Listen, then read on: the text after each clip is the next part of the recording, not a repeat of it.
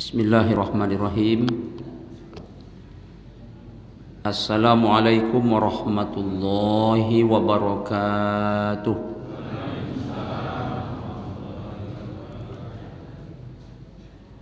Alhamdulillah nahmaduhu wa nasta'inuhu wa nastaghfiruh wa na'udzu billahi min syururi anfusina wa min sayyiati a'malina.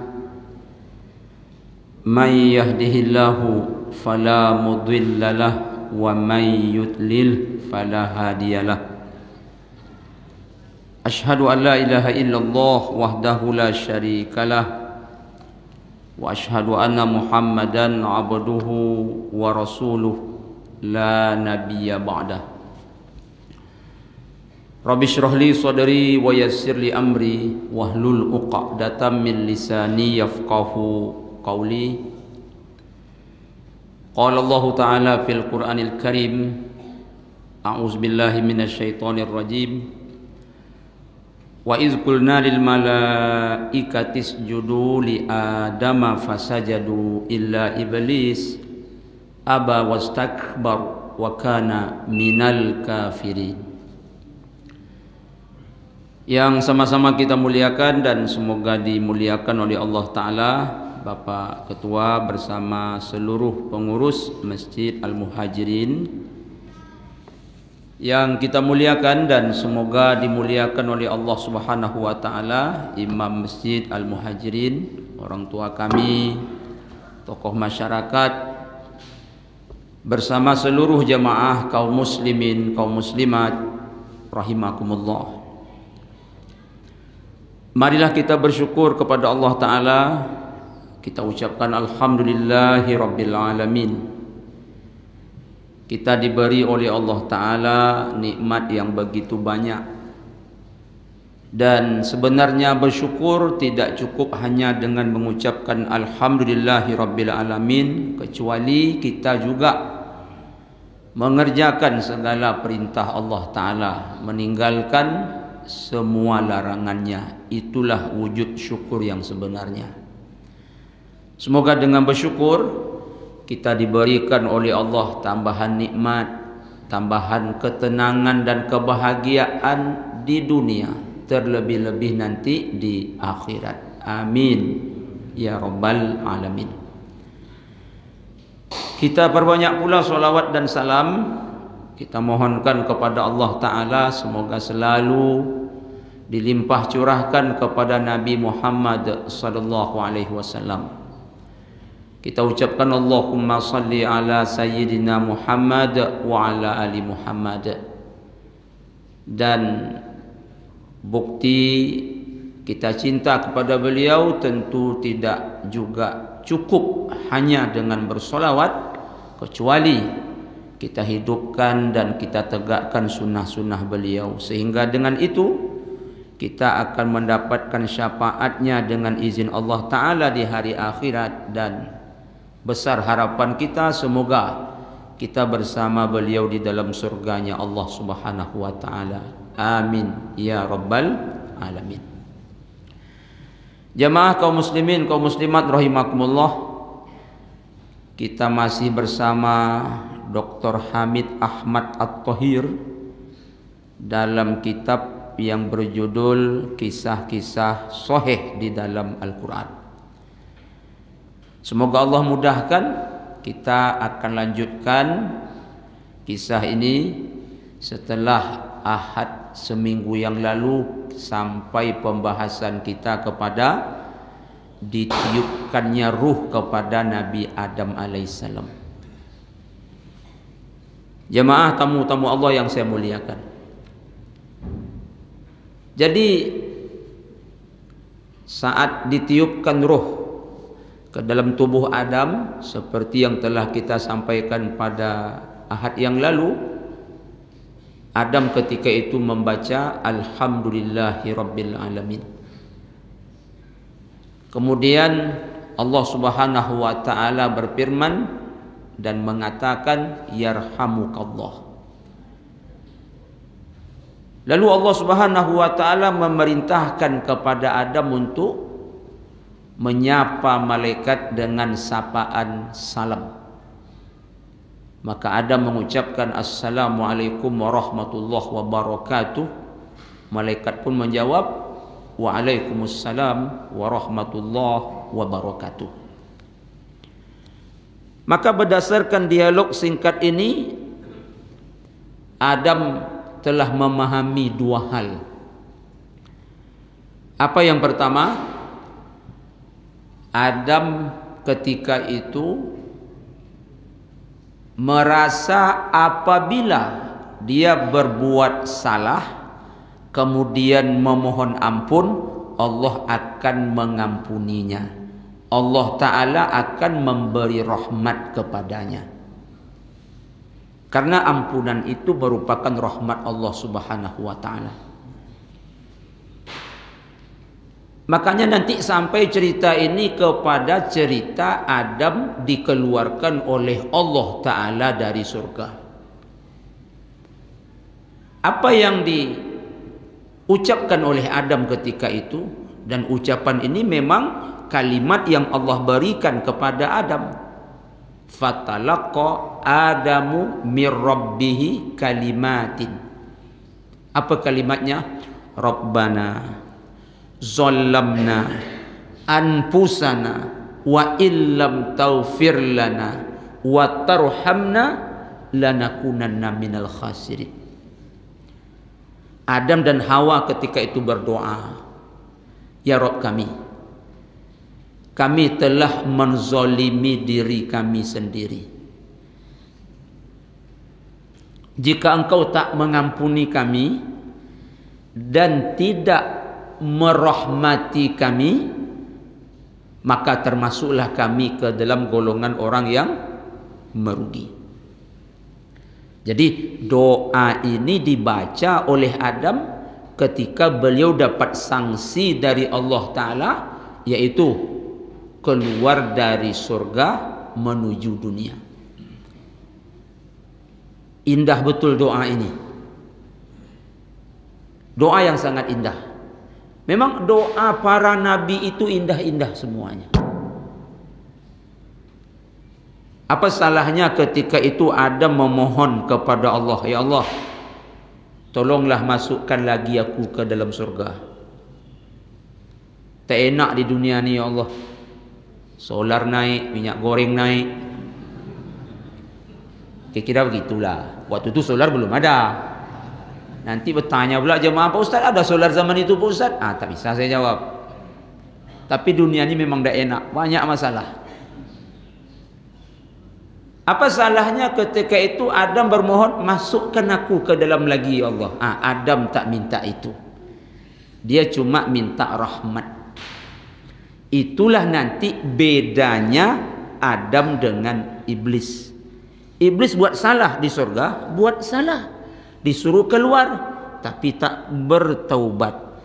Adam buat salah dalam surga, buat salah, makanya disuruh keluar, tapi nanti Adam bakal akan masuk lagi ke dalam karena dia bertaubat. Jadi doa Nabi itu indah-indah. Seperti doa Nabi Ayub alaihissalam. Sakit lama, berat, orang pada benci dengan Ayub, diusir dari kampung. Nabi Ayub sakit berat seperti itu jemaah, dia tak minta sihat. Kalau orang sakit berdoa ke Allah minta sihat, salah tidak? Tak salah. Tapi Nabi Ayub apa permohonannya? Sehat? Tidak.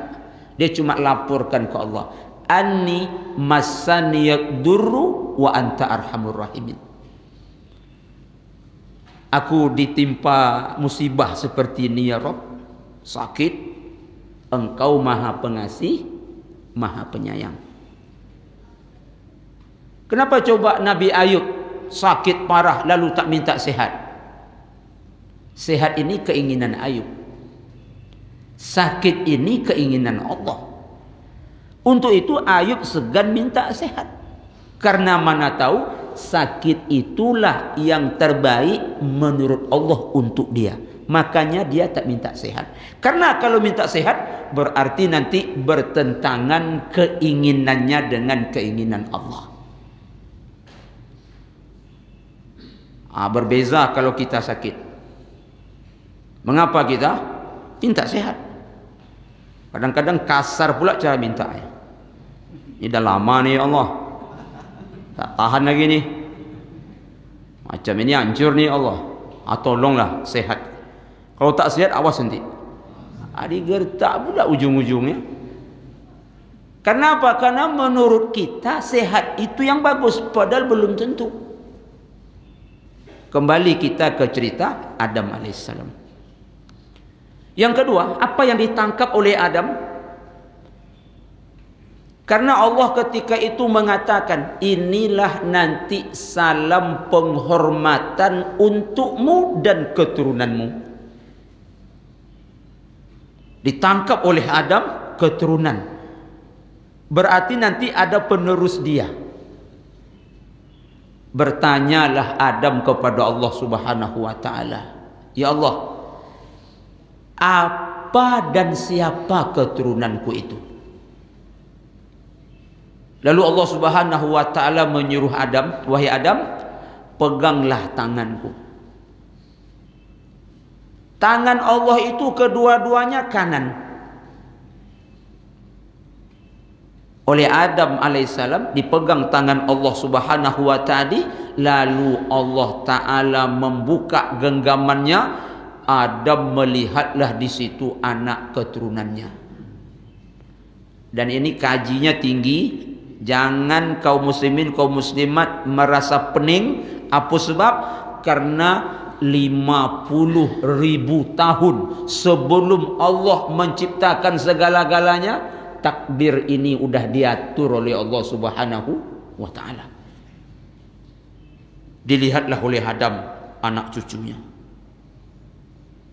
Lalu ada di antara mereka yang dilihat oleh Adam itu wajahnya berseri-seri. Bertanyalah Nabi Adam kepada Allah Subhanahu wa taala, ya Allah, itu siapa? Itu anakmu Daud. Adam tanya ketika itu kepada Allah, berapa umurnya? 60 tahun. Kalau begitu ya Allah, ku sumbangkan umurku kepadanya 40 tahun. Menjadi genaplah 100 tahun. Maka ketika sampai ajal Adam, datang malaikat maut mencabut nyawa Adam. Adam protes. Aku mati sekarang? Ya. Bukankah masih ada umurku 40 tahun? Tapi kata malaikat, udah kau hibahkan dulu kepada Daud.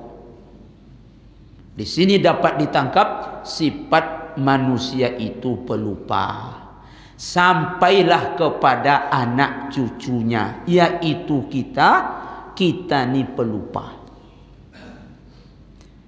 Kita ni pelupa. Jadi pelupa itu adalah tabiat manusia. Pelupa ni adalah tabiat manusia, tapi kita tetap bermohon kepada Allah Subhanahu wa taala agar selalu ingat. Terutama ingat kepada Allah. Allahumma a'inni ala zikrika. Jadi karena tabiat ini pelupa, jangan diikut tabiat itu.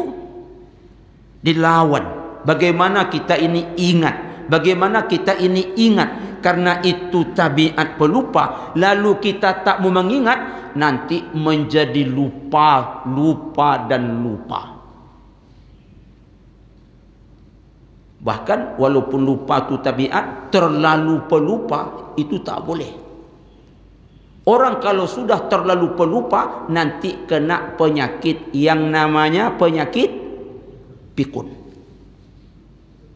Dan salah satu penyakit yang tidak diinginkan oleh Rasulullah SAW, pikun inilah.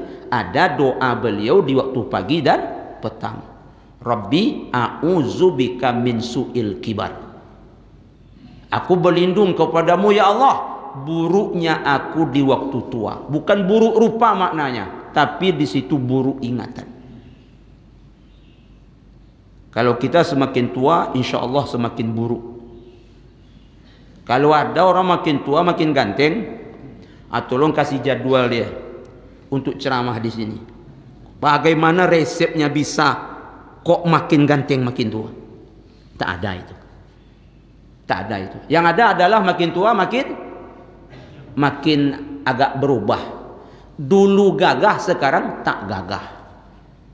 Dulu ganteng, sekarang tak ganteng. Lalu apa yang dimaksud buruk di situ? Buruk ingatan, pikun. Karena pikun ini pelupa kelas tinggi.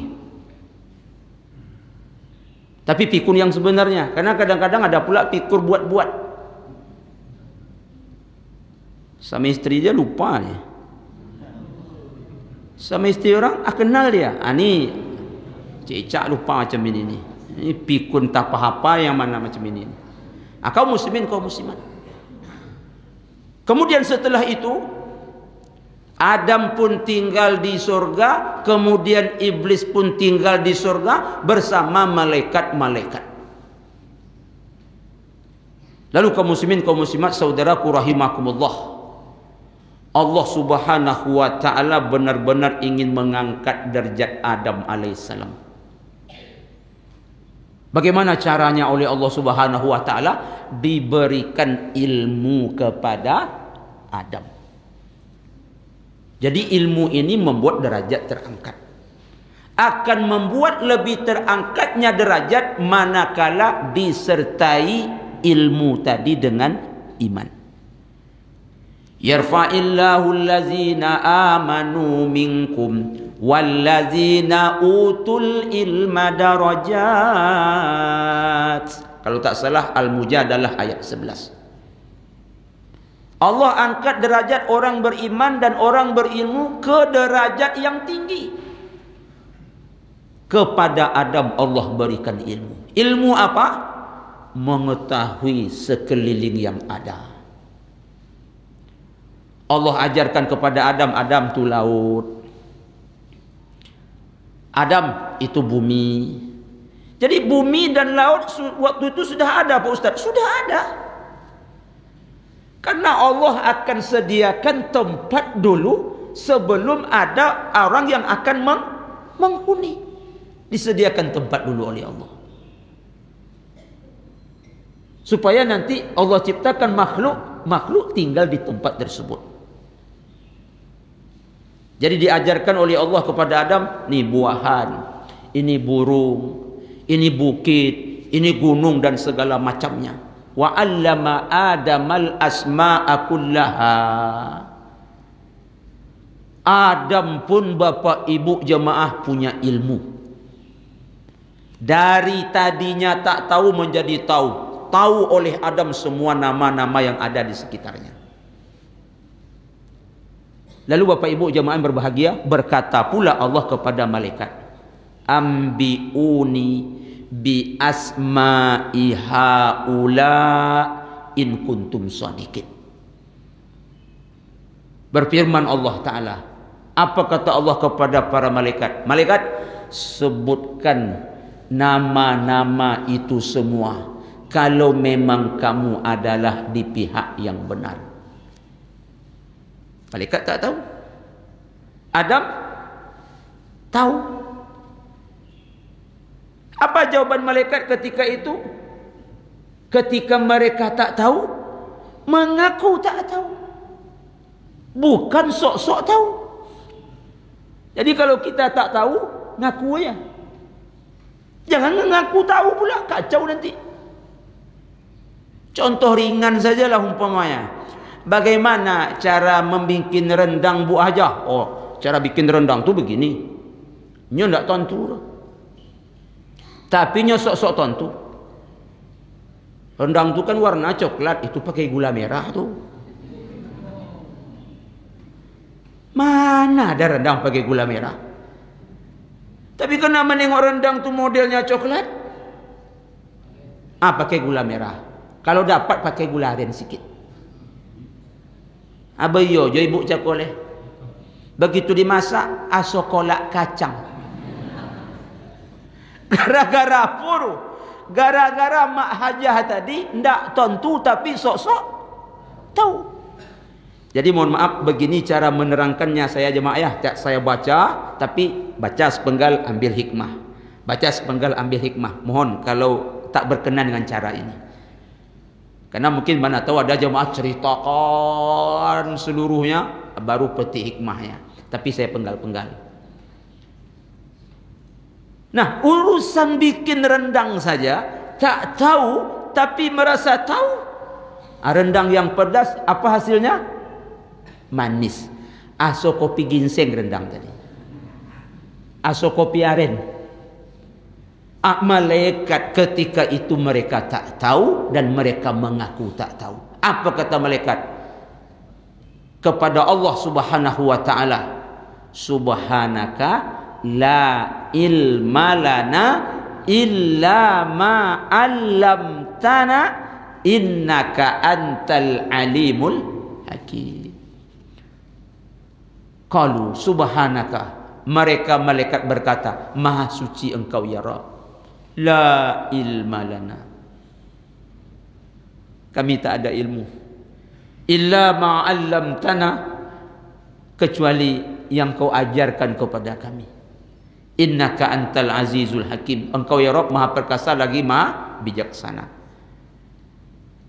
Allah Subhanahu wa taala ingin menampakkan kemuliaan Adam kepada makhluknya ketika itu. Adam tahu, malaikat tak tahu. Allah tanya kepada malaikat, alhamdulillah malaikat memang mengaku tak tahu. Lalu apa kata Allah Subhanahu wa taala? Adam, ajarkan nama-nama ini kepada para malaikat. Wa 'allama Adamal asma'a kullaha. Masya Allah, hebat kan posisi Adam? Diajarkan Adam lah kepada malaikat nama-nama tadi. Lalu apa kata Allah? Qala alam aqul lakum inni a'lamu ghaibas samawati wal ard.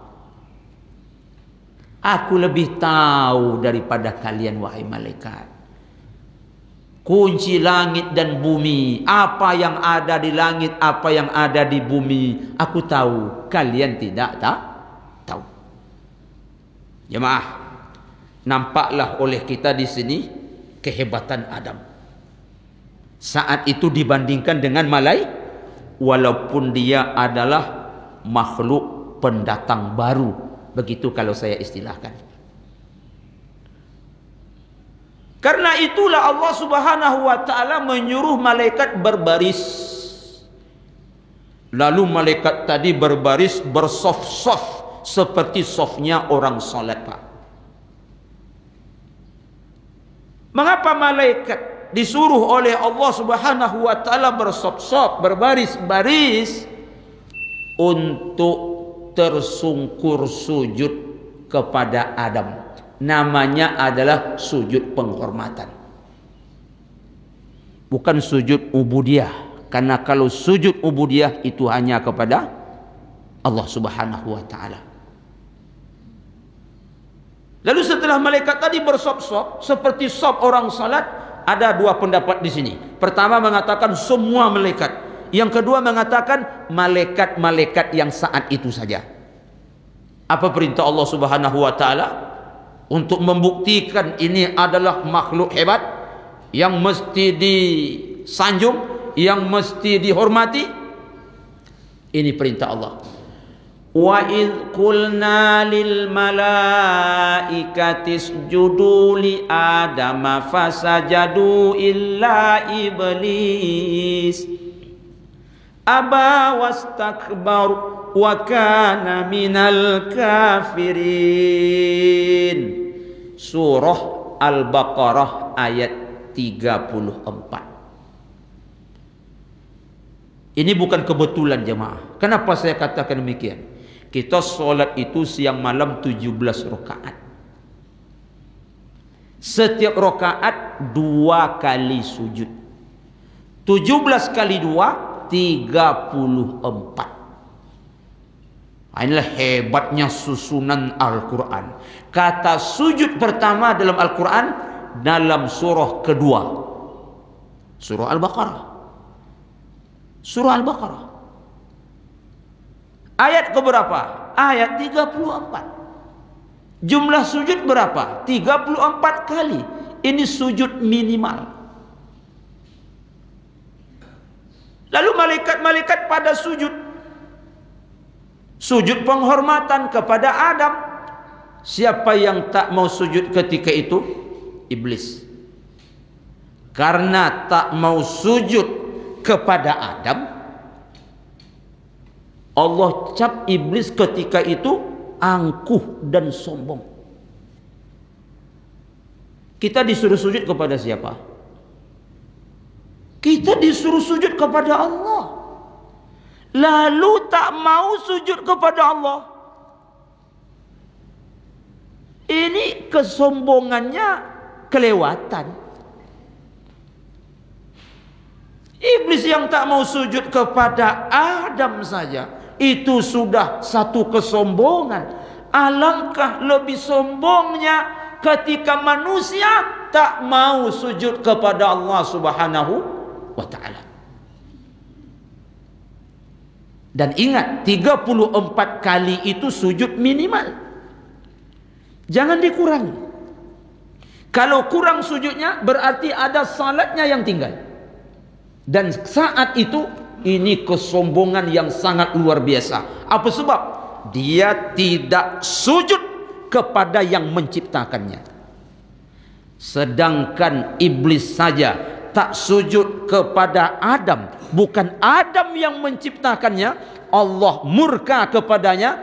Allah akan jauh lebih murka ketika ada seorang hamba tak sujud kepadanya, padahal dia diciptakan oleh Allah Subhanahu wa ta'ala.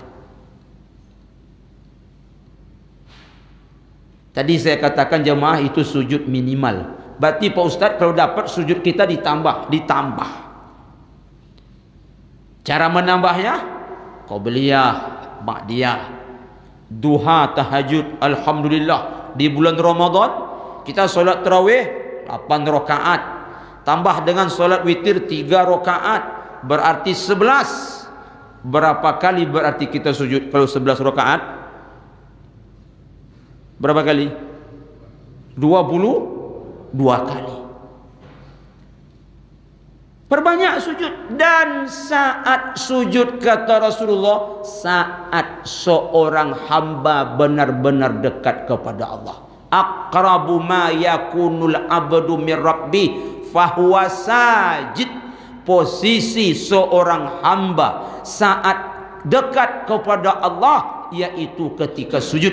Fa aksirud doa, maka dalam sujud itu banyak-banyaklah berdoa. Dan kalau dapat panjangkan sujud kita. Tapi seperti yang pernah saya serangkan, sujud panjang itu dalam solat seorang. Solat berjamaah jangan. Imam panjang, jamaah tak tahan nanti. Mentang-mentang kaji masuk, tak tanggung-tanggung panjang sujud imam. Itu jemaah tak tahan. Jangan sampai jemaah ngecek pula nanti diangkatnya. Aduh po ini. Tak pakai togak-togaknya. Tentu jemaah yang tak tahan tadi dicek ya. Sampai balik. Aduh. Atau makmum panjang pula sujudnya. Jangan. Karena kalau makmum panjang sujudnya nanti melawan imam namanya itu. Imam lah togak lah. Hanya sujud je pun. Pala pulang imam lah. Hanya sujud je. Masuk kaji. Apa nak pakai duduk pak? Tasono kaji ustaz tadi. Masuk langsung. Ini dalam solat kesendirian kita. Dalam solat sendiri nanti kan duha kita itu. Atau kita umpamanya nanti solat sunat isyraq. Sujud panjang-panjang. Mesti sujud terakhir Pak Ustaz. Tak mesti sujud terakhir. Kita kadang-kadang tengok kalau orang solat sunat pas sujud terakhir lama dia. Tak mesti rakaat sujud terakhir. Sujud kapan saja. Nak sujud pertama, nak sujud kedua, nak sujud ketiga, nak sujud keempat, maka saat itu boleh kita perpanjang sujud. Lebih mantap lagi, setiap sujud itu kita panjangkan. Ini luar biasa. Apalagi bulan Ramadan nih Pak.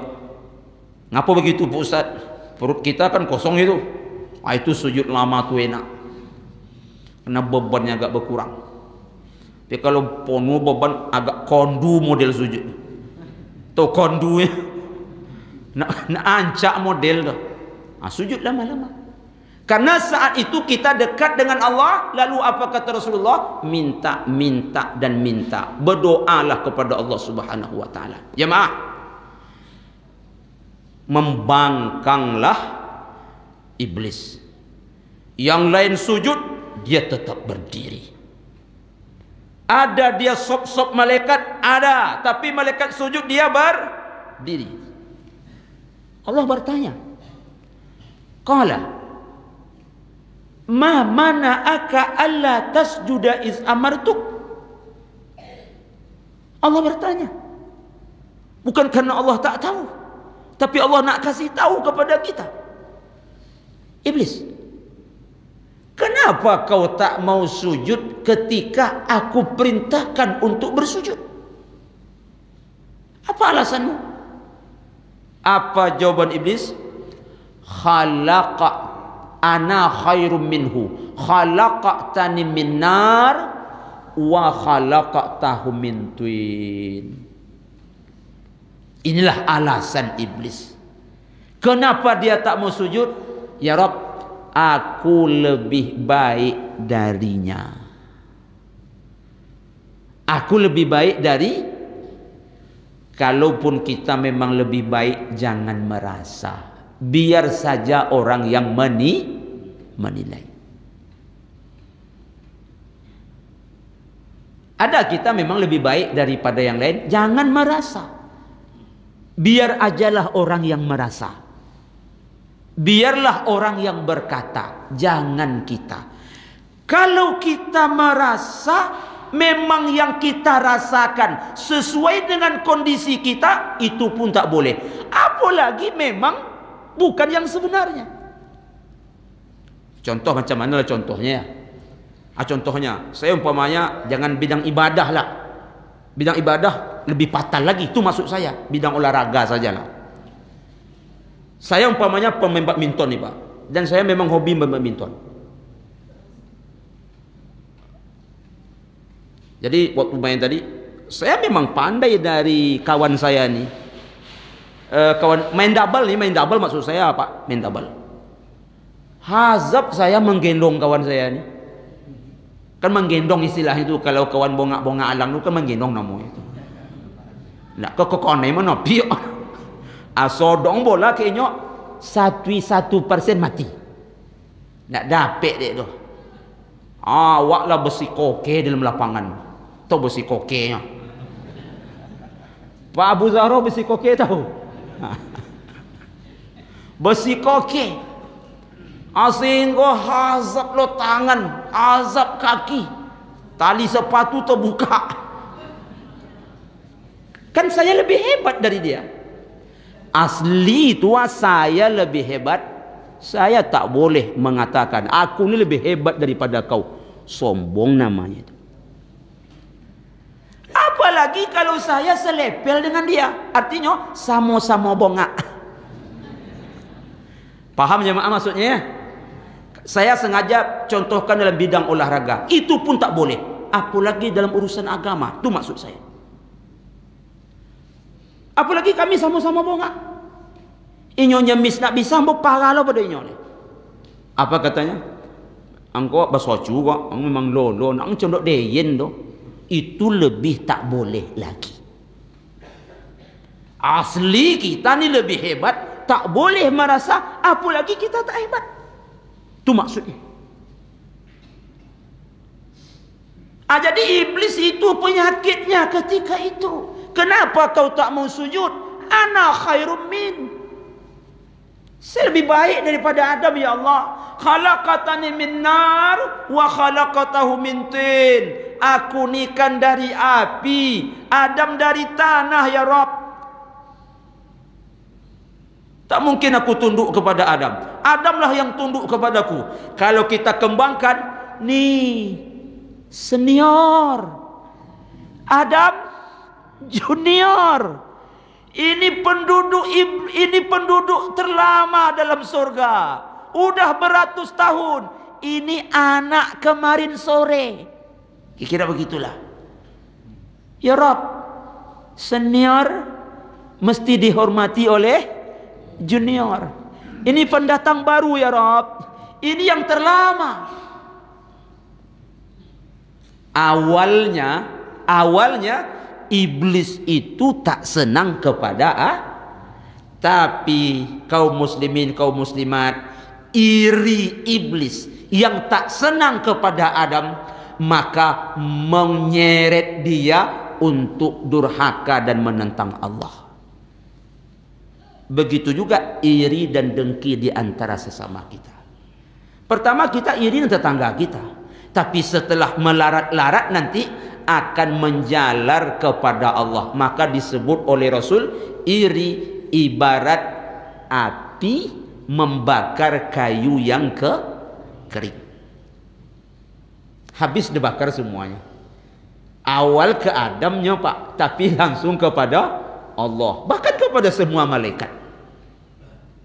Nah, Bapak Ibu jamaah, karena Adam tak dihormati oleh iblis, karena iblis ketika disuruh sujud tak mau, apa kata Allah Subhanahu wa taala? Turunlah engkau dari surga, keluarlah engkau dari surga. Allahu Akbar. Disuruh keluar. Terjadilah spontan iblis dendam kepada Adam. Nih jemaah, kalau ada yang masuk kerja pagi ni, pagi Senin nih, kalau mau pulang tak apa-apa jemaah. Ni perlu saya sampaikan juga nih. Tapi yang tak bekerja, tolong duduk sampai selesai ceramah saya nih. Ini saya minta betul ini. Karena kadang-kadang nanti mana tuh ada jemaah yang pulang, Ustaz menduga saya kerja nih. Kan ada jemaah yang pulang. Apa kata jemaah dalam hati pas pulang tuh? Ustaz tahu saya kerja nih. Upoilah pensiunnya jemaah. Uponya lah pensiunnya pulang ya. Maaf ya, bukan lakar. Supaya kita betah duduk di majlis ilmu ini. Walaupun kita ulang-ulang kaji. Dan ustaznya ustaz itu aja. Dan saya memang bulan ini agak viral di Masjid Muhajirin ini. Pak Ketua, pokok sebulan ku ambonya nampak sih kok. Pak Haji Agus, ya kan? Isau lo ambonya di deh.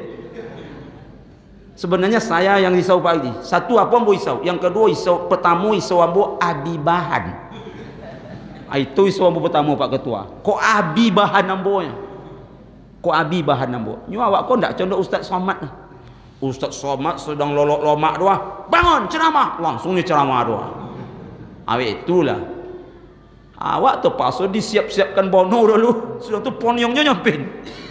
Yang kedua saya takutkan Bapak Ibu, pertama apa tadi? Abi bahan. Yang kedua Bapak Ibu bosan. Itu yang saya takutkan. Kembali kepada kaji. Mana simpangnya tadi ini? Apa? Situ simpangnya. Keluar dia. Dendam pun mulai terjadi. Sakit hati iblis kepada Adam. Apa indikasinya? Dia memohon kepada Allah, qala rabbi anzirni ila yaumi yub'atsun. Turun aku dari surga ni ya Allah. Okey, kira begitu bahasa Kenya. Okey, aku terima. Tapi aku mohon. Aku mohon ya Allah, berikan aku bertangguh umur sampai kiamat. Tangguhkan umurku sampai kiamat. Dari sini kita tahu iblis percaya adanya hari kiamat. Dia yang katakan, tolong panjangkan umurku sampai dunia kiamat. Jadi apa maksud Pak Ustaz?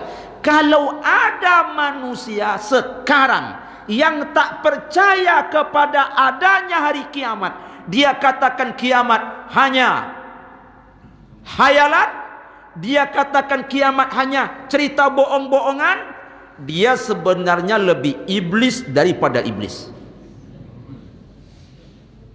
Kok kasau kaji?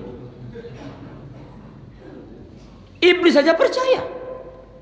Apa bukti iblis percaya? Panjangkan umurku sampai dunia kiamat. Berarti dia percaya kan?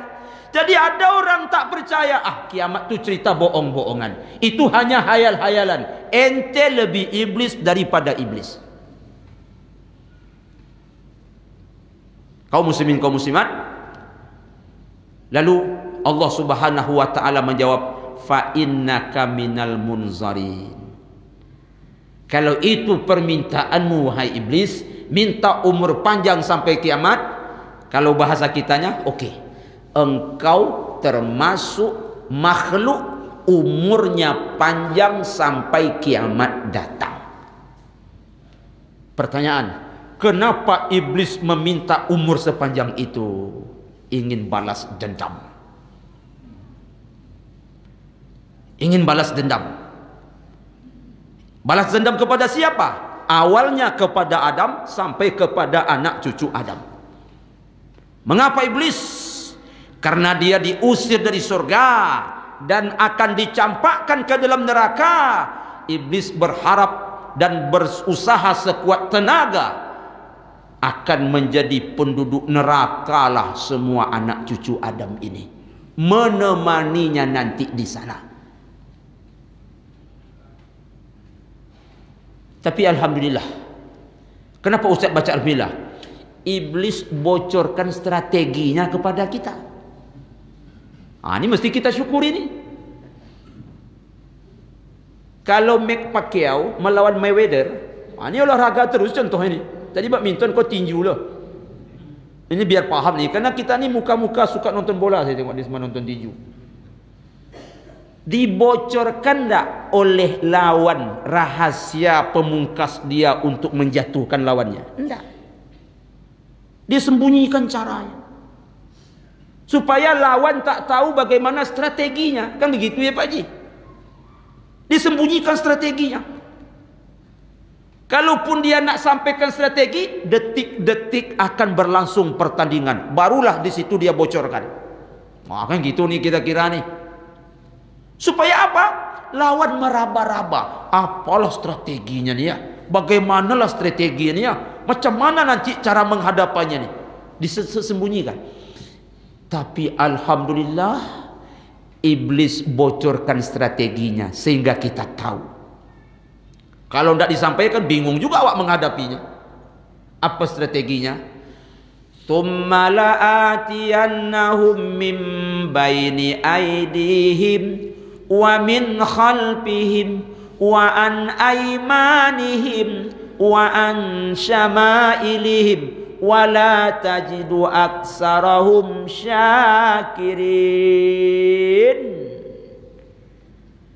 Banyak cara iblis menggoda kita. Bagaimana di antaranya? Dia menggoda dari depan. Apa maksud menggoda dari depan? Dunia aja pikirkan. Dunia aja pikirkan. Terus jalan. Engkau akan hidup untuk selama-lamanya. Kau takkan mati. Jangan berimpak lagi. Kalau kau berimpak nanti kurang harta kau. Sementara kau untuk hidup lama. Untuk hidup lama butuh harta banyak. Jangan berimpak. Itu di antara contohnya. Dari belakang apa maknanya? Akhirat itu tak ada itu. Tak ada akhirat itu. Jadi kau jangan berimpak, karena kau bakal hidup lama, perlu bekal yang tak sedikit. Simpan terus untuk anak cucumu, 7 keturunan. Simpan. Dari belakang maknanya akhirat tak ada. Akhirat itu tak ada. Jangan kau takut. Itu hanya hayalan. Padahal dia sendiri percaya tadi itu. Ada kiamat, minta umur panjang. Lalu apa makna dari kanan? Kalau kita tengok dalam tafsir Ibnu Katsir, dari kanan ini adalah menghalang-halangi kita untuk berbuat baik. menghalang-halangi kita untuk mengembangkan agama ini, menghalang-halangi kita untuk taat kepada Allah Subhanahu wa taala. Maksud dari kiri, membuat kita jatuh cinta dan senang kepada perbuatan dosa dan segala perbuatan maksiat. Itu di antara strategis iblis. Lalu kaum muslimin, kaum muslimat, terjadi dialog panjang antara Allah dan iblis. Iblis disuruh turun, lalu dia mau turun, tapi minta umur panjang karena ingin menggoda anak cucu Adam. Tetapi Allah Subhanahu wa taala, walaupun iblis engkau menggoda anak cucu Adam nanti, lalu mereka berbuat maksiat, tetapi ampunanku, kata Allah, lebih luas lagi. Lebih luas lagi. Dan Allah itu memang maha pengampun, maha pengasih, maha penyayang, terlebih-lebih di dalam bulan suci Ramadan. Hari pertama sampai hari terakhir itu pintu ampunan terbuka lebar. Bukan 10 hari Pak Ustaz. Bukan, tapi 10 hari katanya Pak Ustaz. Kapan itu? Tanggal 11 sampai 20. Enggak. Hari pertama sampai hari terakhir. Rahmat hari pertama sampai hari terakhir juga. Itskun minan nar hari pertama sampai hari terakhir juga. Apa dalil kalau Ramadan ini ampunan siang malam? Man shoma Ramadhana imanan wa ihtisaba ghufira lahu ma taqaddama min zambi. Itu dalilnya. Apa lagi? Man qama Ramadhana imanan wa ihtisaba ghufira lahu ma taqaddama min zambi. Siapa bilang 10 hari? Sepanjang Ramadan. Kaum muslimin, kaum muslimat saudaraku, 4 ini sajakah cara iblis menggoda kita? Enggak. Banyak lagi Bapak Ibu pengembangannya. Banyak lagi cara, bukan hanya 4 ini saja. Ini 4 ini garis besarnya saja. Lupa dunia, banyak cabang-cabangnya. Maksudnya lupa akhirat. Cinta dunia, banyak cabang-cabangnya. Mengganggu kita untuk tidak taat kepada agama, banyak cabang-cabangnya. Kemudian menyuruh kita berbuat maksiat, banyak cabang-cabangnya. Bukan hanya 4 itu saja. Ini garis besar. Apa di antara cabang-cabangnya Pak Ustaz? Waktu subuh ini saya tinggal pula jam ni, maaf. Itu jam belakang tu pas. Pas. Ini karena tengok jam juga. Supaya menyetel kaji dengan jam. Bukan bermaksud jam anak sarapan setelah ni, enggak. Karena ada jam masjid tu Pak Agus, jam 2 boleh tawi. Soji Asia ancak. Labi otobal. Tapi jam-jam 2 boleh tawi. Entah waktu mana lah jam tu gak ada. Bapak Ibu jemaah, apa di antaranya? Waktu subuh. Nabi berdoa waktu subuh ni jemaah. Apa doa Nabi waktu subuh? Allahumma barik li ummati fi bukuriha. Ya Allah, berkati umatku di waktu paginya. Ini doa Nabi mustajab ini. Beliau Sayyidul Anbiya wal Mursalin, pemimpin para nabi dan rasul, teman dekatnya malaikat Jibril. Siapa malaikat Jibril? Pemimpin malaikat, kekasihnya Allah. Lalu berdoa dia untuk kita, istijabah, mustajab. Tapi semua umatnya kah yang mendapatkan doa ini? Tidak. Ya Allah, berkati umatku di waktu paginya. Yang termasuk dalam doa ini siapa? Yang meninggalkan tempat tidur yang empuk, kamar yang sejuk, melawan kantuk. Dia lawan godaan iblis terkutuk, datang ke masjid walaupun hujan turun bertambah sejuk, salat subuh dengan khusyuk.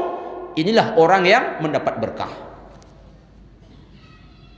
Tapi saat azan berkumandang, dia masih tertelentang di atas ranjang, melanjutkan tidur dan mimpi panjang. Orang ini tak dapat berkah. Yang dia dapatkan apa?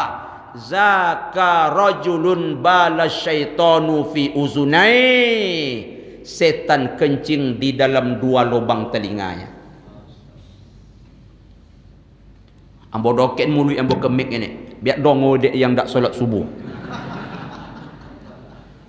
Yang tak datang ke masjid lalu tertelentang saat azan berkumandang, maka saat itu kencing syaitan di dalam lubang telinganya. Hadisnya, zaka rajulun bala syaitanu fi uzunai. Orang itu kencing syaitan dalam dua lubang telinganya. Kalau dengar diperiksa sekarang tuh. Koyong kata. Memang koyong, tapi begitulah bahasa sindiran Rasulullah sallallahu alaihi wasallam. Awak jamaah ya, jangankan setan kencing dalam lubang telinga. Anak bayi kita saja mengencingi badan kita, tak mau kita. Betul tak Bang Haji? Usahakan mengencingi badan kita. Mengencingi lantai rumah kita aja tak mau kita. Apa sebab? Kotor, najis. Makanya kita pasangkan pampers ke bayi itu. Iya kan? Sehingga ibu-ibu begitu beli pampers, ada jual pampers? Ada. Yang berapa kilo? Yang 5 kilo. Yang 25 kilo ada? Atuyo. Kenapa yang godang minta ada supaya makin banyak daya tampungnya. Itulah bedanya ibu zaman now dengan ibu zaman dulu. Mak awak zaman dulu ya, ndak ingin dia najis berlama-lama di badan kita. Begitu mak kita dulu. Maaf ini, buang air, tukar. Buang air, tukar. Tak pernah najis berlama-lama di badan kita. Asal buang air, tukar. Sehingga sebanyak-banyaknya lah kain lampin basah. Apa sebab kono kai konciong awak. Iya kan? Berosio-berosio mak awak zaman dulu. Tak sama mak zaman kini. 24 jam najis di badan anak. Apa bukti? Pempes ukuran 25 kilogram. Supaya jangan selalu buka iya jemaah. Ini fakta ini. Mak kita zaman dulu menidurkan anak pakai kain tekuluk. Tahu kain tekuluknya? Apa kok yo? Kain panjang. Baikek pakai tali, bergantung di tiang. Kemudian dimasukkan awak ke dalam buayan pakai tali. Contoh itu juga mak awak di buayan tu sambil menyanyi. Loloklah nak, loloklah sayang, loloklah nak, mama buaikan. Copeklah nak, copeklah godang. Onde mai. Berarti tentu di ustaz pak ustaz ikut cito mak ambo. Ambo bayi ketika itu man lo tentu dia mau. Itulah logo mak awak zaman dulu. Kalau logo Sumbar macam mana Pak Ustaz? Atau nyompek ke Pak Ketua, tu yang basocu. Kalau yang Sumatera Utara, siapa yang Pak Sumatera Utara sih kok? Atau nyong lagi nyong. Kalau bahasa Jawa, kek Pak nggak tenang tonyong. Yang tadi itu contoh bahasocu. Contoh itu mak awak dulu. Berbeda mak zaman sekarang, buayan elektrik. Cokkan ke dinding, anjuk-anjuk buayan tadi. Paji masuk ke dalam. Ada juga yang menyanyinya flash disk. Mana yang main game. Itu mak zaman now. Jadi kalau nakal anak awak, jangan salahkan anak. Karena memang cara kita mendidiknya bagaimana dia nakal. Kalau berbohong anak awak, jangan salahkan dia dulu. Mungkin cara kita yang salah. Apa sebab? Nyanyi-anjuinya tapi elektrik. Nyo menyanyinya tapi flash disk. Ama-ama no main game. Kene anak ale lah diajar berbohong. Itu maksud saya. InsyaAllah panjang umur sihat badan, kita berjumpa Ahad depan. Terima kasih atas perhatian. Mohon maaf banyak kekurangan. Kita tutup dengan doa kafaratul majlis. Subhanakallahumma rabbana wa bihamdika asyhadu an la ilaha illa anta astaghfiruka wa atubu ilaik. Billahi taufiq wal hidayah. Wassalamualaikum warahmatullahi wabarakatuh.